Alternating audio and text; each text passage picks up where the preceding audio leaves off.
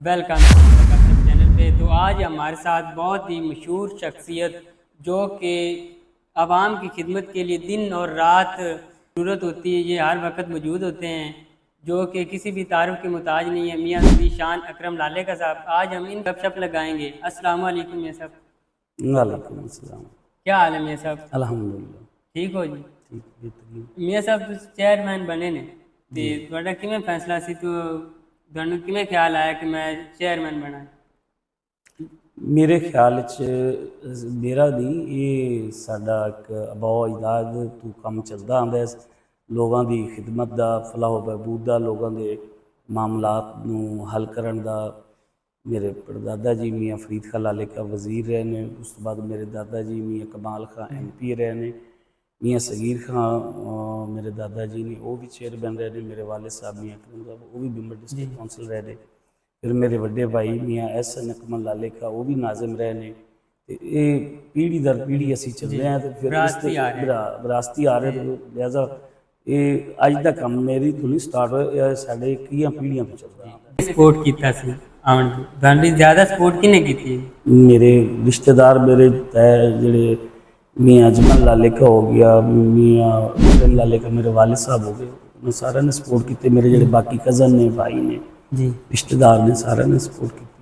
फिर जोड़े साढ़े इलाके की आवाम है, जोड़े साढ़े भाई हैं, जोड़े 3-4 दसना तो साढ़े नाल तलक है भाइयों की तरह, उन्होंने लोगों ने सपोर्ट की। जी जी लोग तुहाडे कोल आंदे ने थाने दे मामलात उन्हां दा किवें मसला हल करवांदे ने तुसीं? मेरा ज़्यादातर कोशिश ये होंगी कि बजाय थाने जावन दे असी लोगों की पंचायत के तौर पर ज़्यादा मसले हल करते हैं।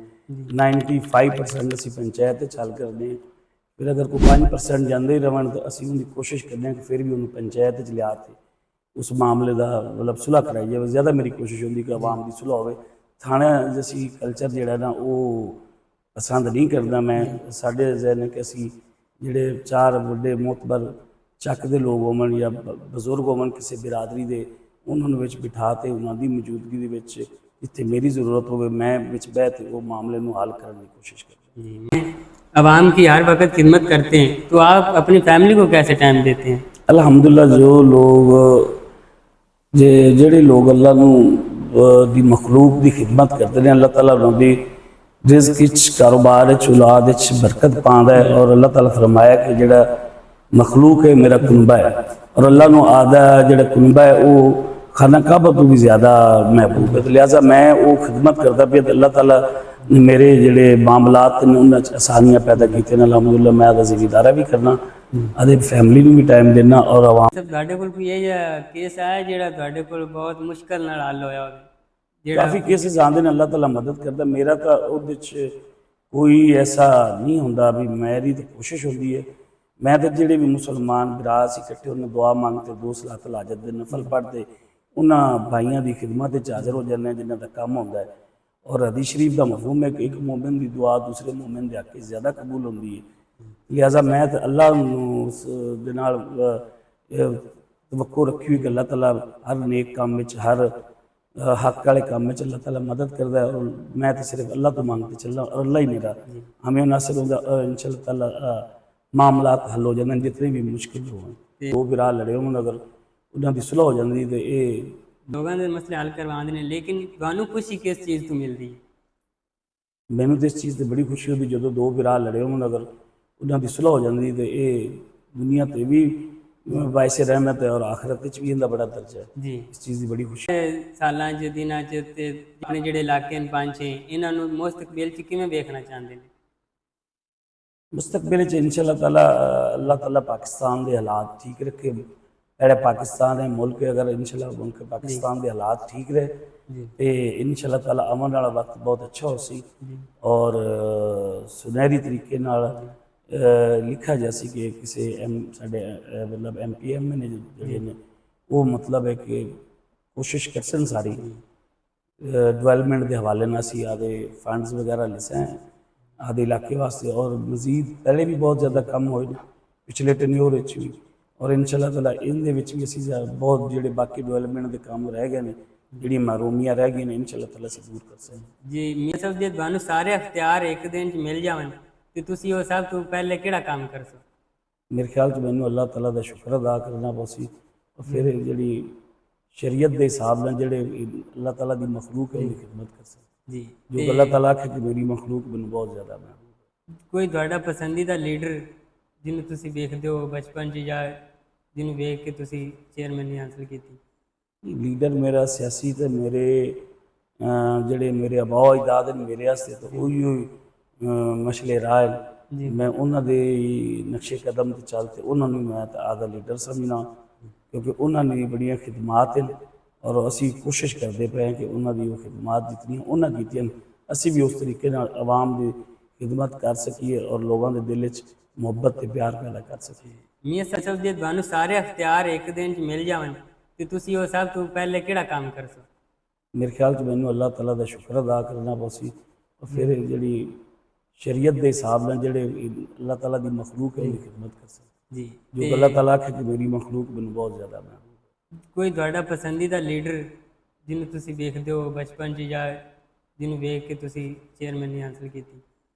लीडर मेरा सियासी तो मेरे जिहड़े मेरे अबा अजदाद ने मेरे वास्ते तो उही मशले राह जी। मैं उन्होंने नक्शे कदम ते चलते उन्होंने मैं आदा लीडर समझना क्योंकि उन्होंने बड़िया खिदमात हैं और असी कोशिश करते पे हैं कि उन्होंने वो खिदमात जितनी उन्हें की असी भी उस तरीके आवाम की खिदमत कर सकीए और लोगों के दिल च मुहब्बत ते प्यार पैदा कर सकीए।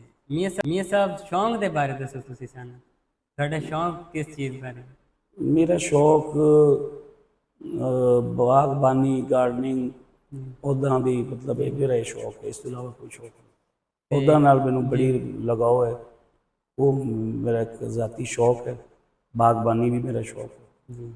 स्पोर्ट्स च कोई नहीं कोई जी खेल खेल खेल मैं खुद क्रिकेट खेलता रही बस क्रिकेट ही पसंद है। जी।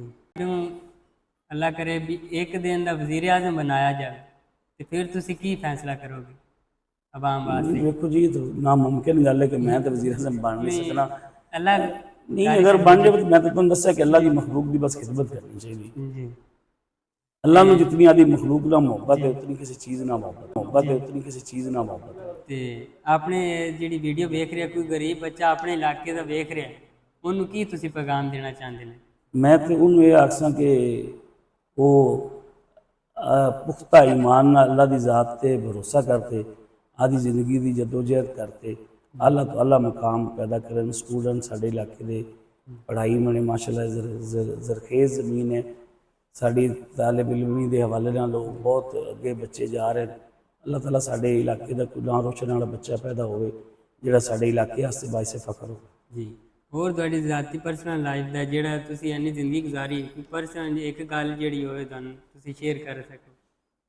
बस मेरी पर्सनल लाइफ इस कि निचोड़ जिहड़ी तुहाडे इंसान नू जिंदगी से बहादुर होना चाहिए दलेर होना चाहिए जी। और अल्लाह ताला दलेरी नू पसंद करते हैं। जी। हदीस शरीफ का मफहूम है चाहे सांप और बिच्छू के मारने की क्यों ना हो। उस तो इलावा जिहड़ा है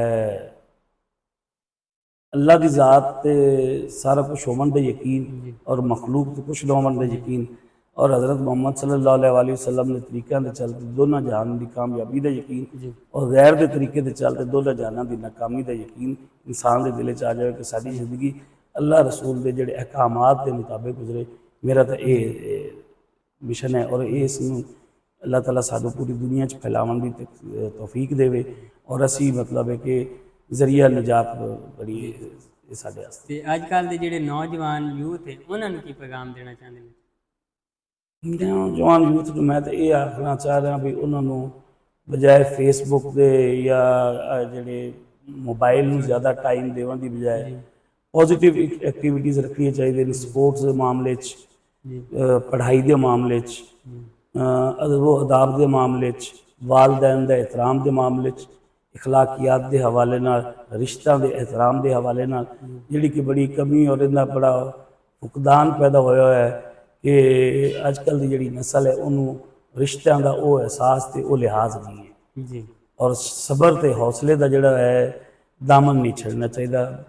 बंदे में हौसले तो सबर अल्लाह ताला की ज़ात को मदद हासिल करनी चाहिए और इो ही मैं यूथ को पैगाम दसा कि अल्लाह ताला के रसूल के तरीक़ों के मुताबिक ज़िंदगी गुजारें। इंशाअल्लाह दुनिया भी कामयाबी और आखिरत भी कामयाबी। जी तो और तुसी अपनी तरफ कोई और पैगाम देना चाहो तो?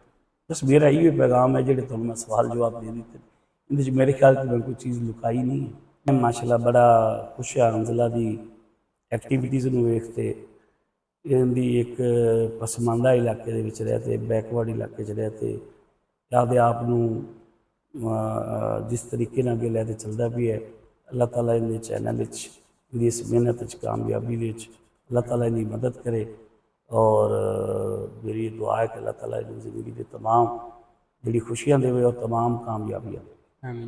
हाँ जी नाजरीन ये अपने नाल हैगे सन जी ज़ीशान अकरम लालेका साहब ਜਿਹੜੇ ਕਿ यूनियन कौंसल टोबा बलोचा ਦੇ चेयरमैन हैं ਤੇ ਇਹਨਾਂ ਨੇ ਆਪਣਾ ਟਾਈਮ ਦਿੱਤਾ ਮੈਂ ਇਹਨਾਂ ਦਾ ਬਹੁਤ ਹੀ ਸ਼ੁਕਰਗੁਜ਼ਾਰ ਹੈਗੇ ਤੇ ਇਹਨਾਂ ਨੇ ਆਪਾਂ ਨੂੰ ਬਹੁਤ ਹੀ ਅੱਛਾ ਰਿਸਪੌਂਸ ਦਿੱਤਾ ਹੈ ਤੇ ਸਲਾਮ।